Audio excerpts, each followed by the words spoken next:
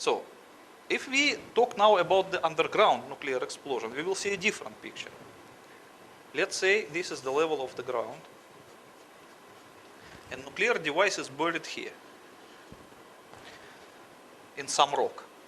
So when it explodes, it will release the same thing, 99% of its energy will be released in the form of X-rays,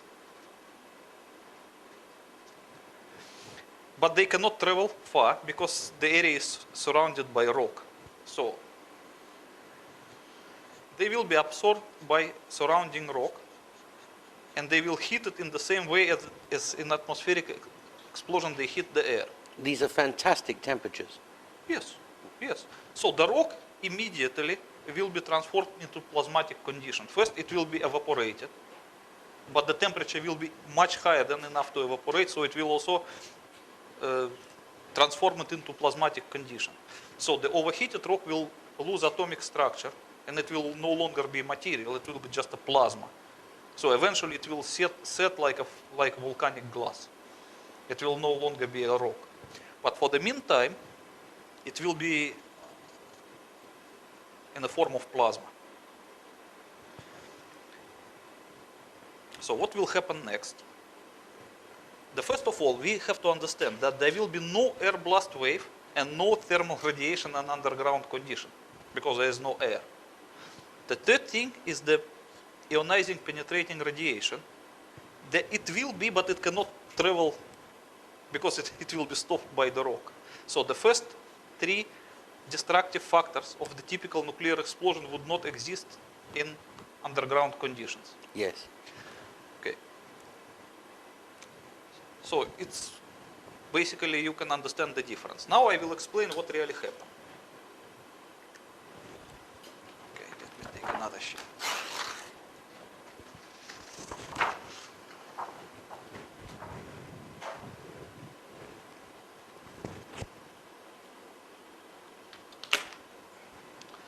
Okay, now we forgot about atmospheric nuclear explosion. Yes. We talk only about the underground one. So what happens when the underground nuclear device explodes? First of all, it will create a cavity around itself. Yes. And the cavity will be filled with evaporated rock. So that's a hole with a vapor which was rock inside. Yes. Let's say this is the former zero box, the former position of the nuclear device underground. And how far underground would that be? It depends. But in the case of the World Trade Center? Okay, I will explain it. Let me explain the mechanic first, and then okay, let's say that you can calculate the amount of the rock that could be evaporated by the nuclear explosion. So 1 kiloton of nuclear explosion can evaporate about 70 tons of dry granite rock.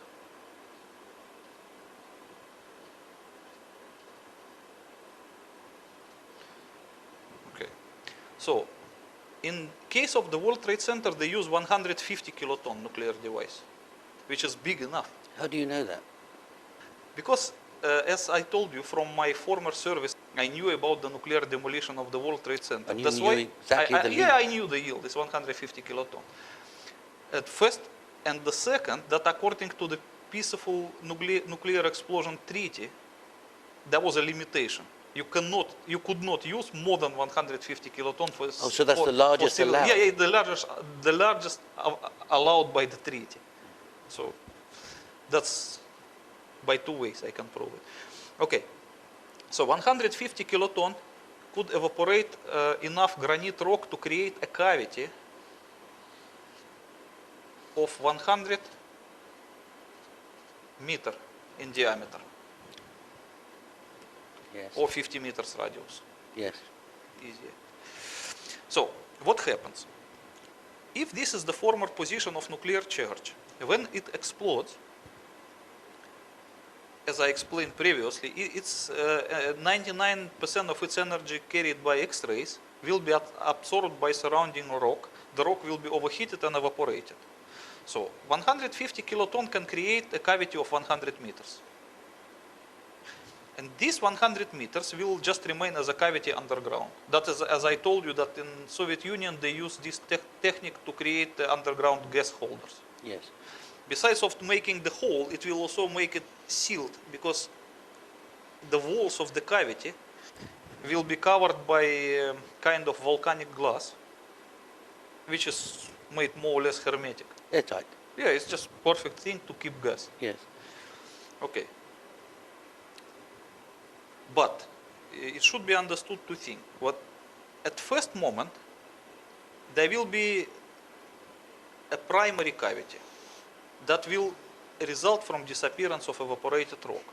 But it will not be empty. It will be filled with the gases, the former rock now in gaseous material. Yes. So let's say this is the primary cavity, filled with the rock, now in gaseous form, and under very high pressure. So this high pressure of the rock will tend to expand the cavity to every direction, just by the pressure. And eventually it will succeed to expanding the cavity to its secondary size. So this is the primary size of the cavity, and this is the secondary one. Yes. So while this primary size of the cavity resulted exclusively from disappearance of the rock, this is created, the secondary size is created by the pressure of the gases. That's why this one, the secondary cavity, is created at the expense of the neighboring area of the rock. Okay? That is why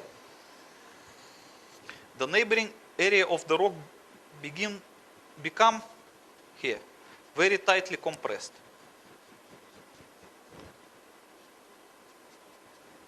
Yes. And then further area around will be damaged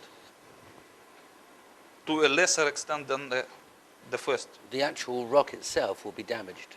Yes, because when the cavity expands itself by the pressure of gases from primary size to secondary size, it does so at the expense of the neighboring area of the rock. Understood. So it will crush the neighboring area. It will compress it. So it's actually compressing the granite on itself. Yes, of course, because the primary cavity expands to the secondary cavity, Yes. and then the next area will be just compressed. It's just pure physics. That's why in underground nuclear explosion, you can have this picture. You will have